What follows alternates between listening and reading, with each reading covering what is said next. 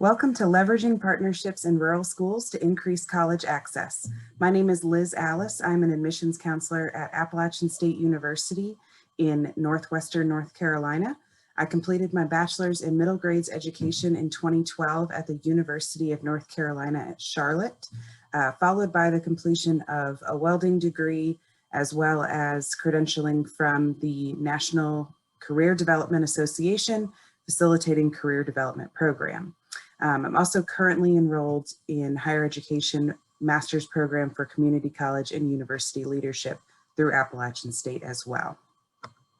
So just to give you a little background, about a year ago, I was given my territory of 18 southwestern counties in North Carolina, as well as the state of South Carolina. Of my 18 counties within North Carolina, 15 of which are considered rural, which is being defined as a population density of less than 250 people per square mile. On average, my counties range from between 50 to 60 to about 90 to 100 people per square mile. So we're looking at a lot more rural populations than even what is traditionally considered rural, which definitely leads me to a lot of different questions and opportunities within these regions for college access. These counties are considered low income and they have higher poverty rates than the state average, but they do have the same or similar high school graduation rates to the state average. However, what is interesting is I was seeing a disproportionately lower rate of educated residents within those counties, which led me to a series of questions just about the communities in general and ways that we can support them to promote college access in those areas. So my initial line of questioning is, does the region not attract people who have sought or obtained a post-secondary degree? Does the area not value higher education and therefore does not have a large amount of college-bound students? What are the resources that are lacking in these regions that are contributing to lower enrollment within higher education? So essentially, I created an initiative that is comprised of several different factors, all with the goal of obviously promoting college access in these communities. So my overall purpose, provide college access to low-income, minoritized, and traditionally non-college bound students in these rural schools, as well as to determine what resources these students need and are missing to promote college access. The goals for my program are to increase collaboration with educational partners, both on campus as well as off campus, high schools and colleges, to increase parent engagement, to increase student access and engagement, particularly for students in lower grades as well as in traditionally non-college bound pathways or programs, and to increase college preparedness. So we're talking about leveraging partnerships. So who are these partners? You may have a totally different list of partners than I am working with. This is an example of the list of partners that I have directly at my disposal and those that I have partnered with throughout this presentation and throughout this initiative. However, yours could look longer, shorter, just depending on your region. In general, the partners include college access partners as well as community-based organizations, high school guidance counselors, college advisors within high schools, CTE instructors, admissions counselors at neighboring colleges, and parents. So some of these are within high schools, some of them are outside high schools, and some of them are collaboratively involved.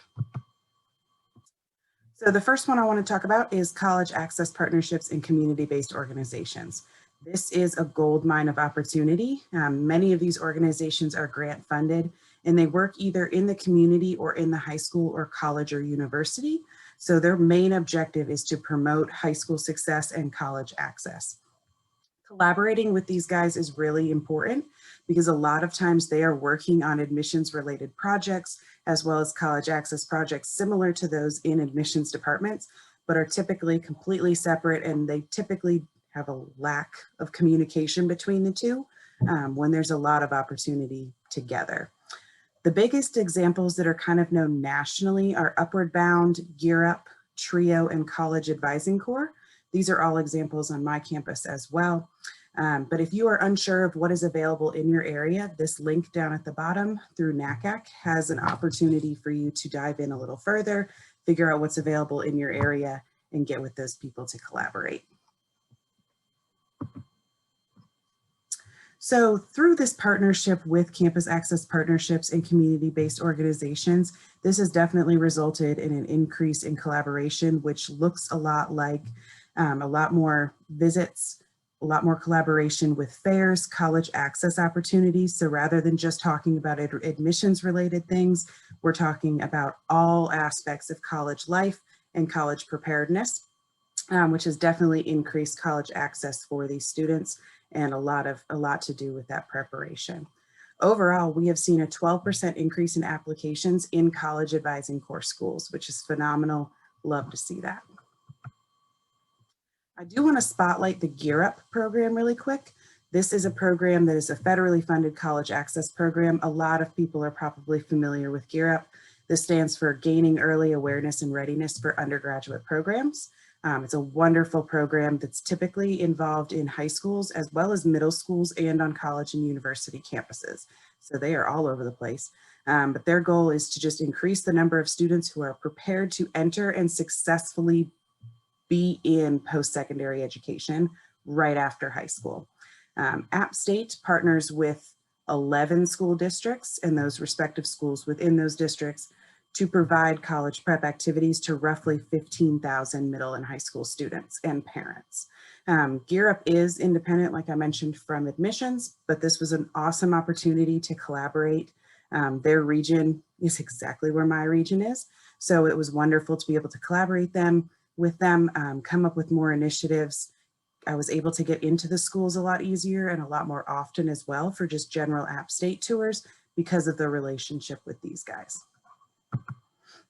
We also have a really phenomenal program that Appalachian State has initiated through Gear Up called the Gear Up Guarantee. So this is a program for those 11 districts and those respective schools in that district, where it is a guaranteed admission program to Appalachian State as long as those students are attending a Gear Up school, meet the basic requirements, and meet the application deadline. This is a phenomenal opportunity for those students. A lot of times these students fall through the cracks. They fill out applications late, or they're just not connected to the whole experience due to lack of access. So with this guarantee and with Gear Up counselors being in those schools and that collaboration with admissions now, we are able to reach a far larger population of Gear Up students, and they are able to get into App State guaranteed with far less issues. What is wonderful about this is we've actually seen a 55% increase in Gear Up applications from 2020 to currently in 2021. So really excited about that opportunity. A lot of this, again, is just from an increase in virtual campus visits, virtual fairs, scholarship days, and other campus access projects and presentations. The other initiative that we have started is advisor trainings. So this is not done as frequently. However, these are trainings that are done by admissions or me for other organizations, either community-based organizations, campus access partnerships, advisors, anybody who is really willing to participate. But these are a really great opportunity for those organizations and people to learn about what is required of admissions, what we do in admissions, what they can do to help us, and also what we can do to help them. We're all in this together for the sake of our students. So it is a wonderful opportunity to do these trainings, to learn more about each other and what we do, with the intent of being able to better serve our students in the future. Overall, this definitely increased collaboration and communication with high school guidance counselors and campus access advisors. So really awesome opportunity. This led to a lot of different other projects just from that kind of face-to-face interaction. Wonderful. The other main focus was high school freshmen and sophomore targeting. This collaboration actually came about in just random chatter with a community-based organization. They noticed that there was a lack of information for high school freshmen and sophomore. A lot of them were completely unaware of what college path or non-college path they were on in high school, and they were completely unaware of a lot of the jargon that we're using. So what these college access presentations are is they are targeting specifically high school freshmen and sophomores to give them the basic overview of college, jargon, and partners who are there to help them be successful both in their high school as well as when they're transitioning to college. The objective of this is to not overwhelm freshmen and sophomore. We just want to give them a little sample of what the opportunity within high school or within college is. That way they can start kind of processing that and thinking a little earlier, making sure that they're taking the right courses, that kind of stuff. It's also really important to just make sure those students know about some of the resources that will be available to them in the future. A lot of them are unaware, for example, of TRIO, which is a first generation program. A lot of our rural students are coming from first generation college student homes. So this is a great opportunity for them in high school and college. They just need to be made aware of it. Overall, the result was these students were given the opportunity to ask those questions that they were really yearning for answers to, and to reflect on how academic success, their extracurricular participation now, and college planning now is relevant to their lives. A lot of them at the beginning kind of had the perspective of, this is something I don't need to know about, like I've got several years for it. And then by the time junior year rolls around, it's too late. So this was an awesome opportunity for these students to start really reflecting on what they're doing now, how that impacts their education later, and what they want to do with that later. So the next big project that I created was CTE presentations. So traditionally, CTE students are perceived to be non-college bound. This is just a traditional idea that trade routes, students will either graduate from high school and go right into that trade, or do a small program like a diploma or an associate's degree and then go into that field. This is not necessarily true. There are a lot of programs within CTE courses, as well as programs within community colleges that have more mobility upward based on educational attainment. So the goal of the CTE presentations is to give these students an idea of what is available to them both career-wise and educationally within their field of interest. So more or less what had to be done with this was, first, relevant industries needed to be obtained. So in my area, there are several industries like manufacturing, agriculture is a huge one. So those industries were identified, and then CTE programs that either aligned with them or were very prominent in schools were also pulled out. That way we could collaborate and figure out what are the best ways to target these students. So with consultation from advisors and counselors in high schools, I was able to narrow down the interest from both CTE instructors, high school students, as well as kind of industry need to 4 different options within my territory. If you are looking for industry information for your state or region, that is typically available through your Career Development Center or the Unemployment Center of your state. It's also available typically on the Bureau of Labor website. So what we did with these CTE presentations was they are essentially counselor-led presentations and discussions of opportunities within that field of interest, as well as higher education. So making sure that students know or kind of see the difference between salary information, general job description, availability within their region, as well as how long it takes to obtain those educational pathways, all of that kind of information, so they can make really strong, educated decisions about what they want to do within that field. This is a no pressure presentation. The objective is to not encourage students necessarily to go to a university. It is purely for the sake of giving them additional information about the field that they're interested in. For Western North Carolina, I have focused on healthcare, early childhood education, horticulture, agriculture, and construction. These are huge CTE programs within our schools, as well as very large industries in our area as well. So the overall objective was to just promote goal setting and college planning for these students who are interested in potentially furthering their education.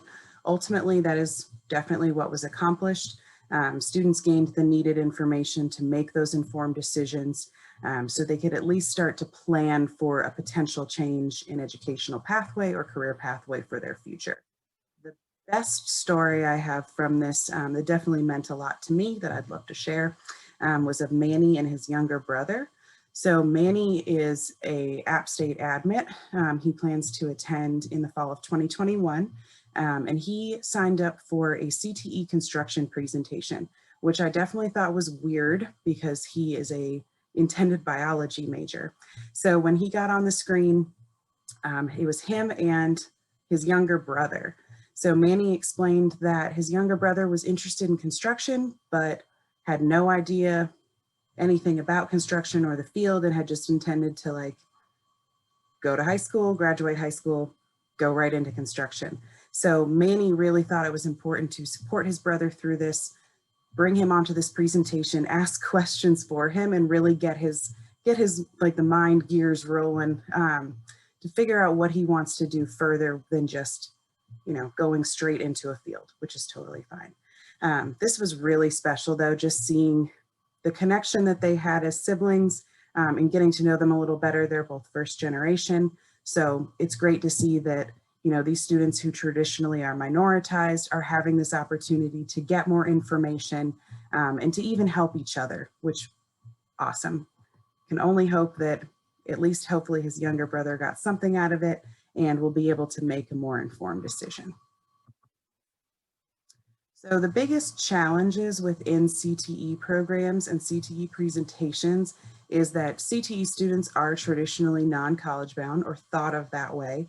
Therefore, the teachers tend to be less invested in college access information, not necessarily because they don't value it, but because these classes are very course heavy. So there is a lot less time and availability for interruptions like college visits. So my best suggestion and what I've had to do with these in particular is I've had to adapt a little. Rather than doing these during class times, these are typically evening presentations, which has actually been great. It's given the opportunity for parents to join as well. So definitely a win-win. But ultimately, the biggest challenge with these is definitely participation from the schools, instructors, and parents.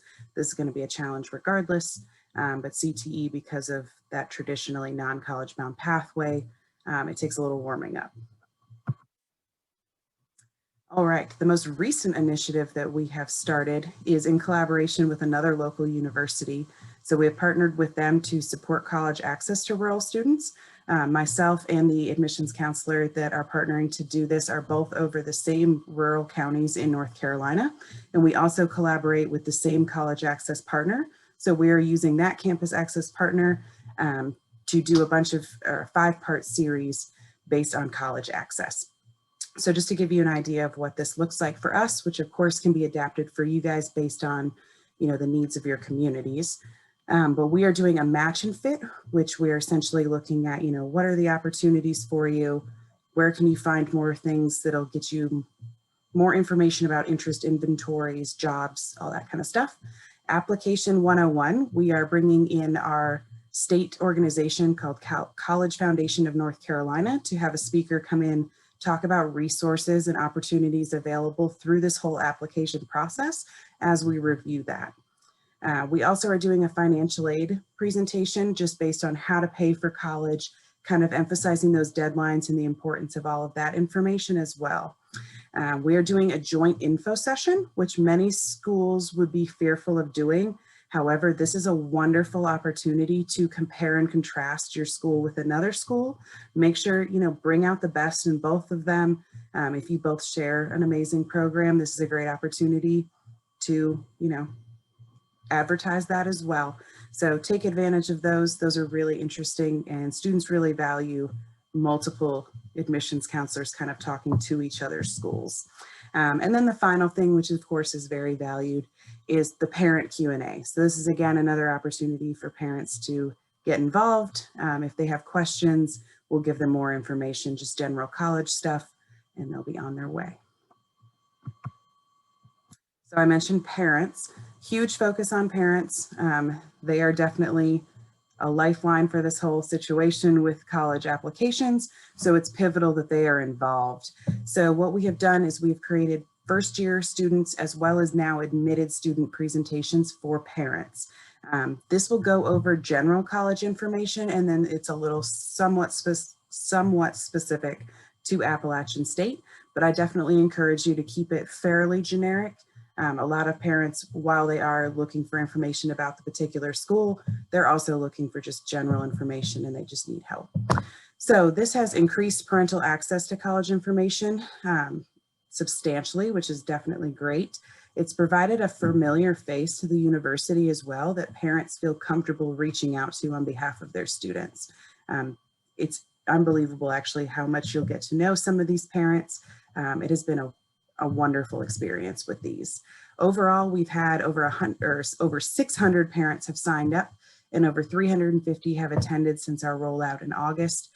This started as, I think it started as a twice a week thing, and we have moved it to a once a week just based on the need, but a wonderful opportunity and a very small commitment to make sure that these parents have as much information as they need. We have also developed a survey recently to gauge responses and to make improvements on this. So I highly encourage you to do that as well with all of your initiatives, just to keep everything fresh. So in terms of scale, this has all been designed with the idea that these students are rural. However, suburban and urban students struggle with college access just as much, typically for different reasons. So it's really important to be able to adapt all of these concepts to both suburban and urban students as well. So adapting presentations to larger audiences, typically not a big deal, just depending on if you're doing this virtually or in person, because of course with in-person travel, this becomes much more difficult. So virtual experiences, if you have the opportunity to keep them and take advantage of those opportunities for larger groups, highly recommend that. Adapting communication to accommodate much larger school districts. Again, holding virtual events for large groups is definitely much more functional for you as opposed to going to a large amount of schools in one day or 1 week. Every community or region has industries that can be utilized to encourage career and educational development. So if you're not sure what to get these students excited, start with what's available right around them. And then many suburban and urban regions have many more community-based organizations that are looking for campus collaboration.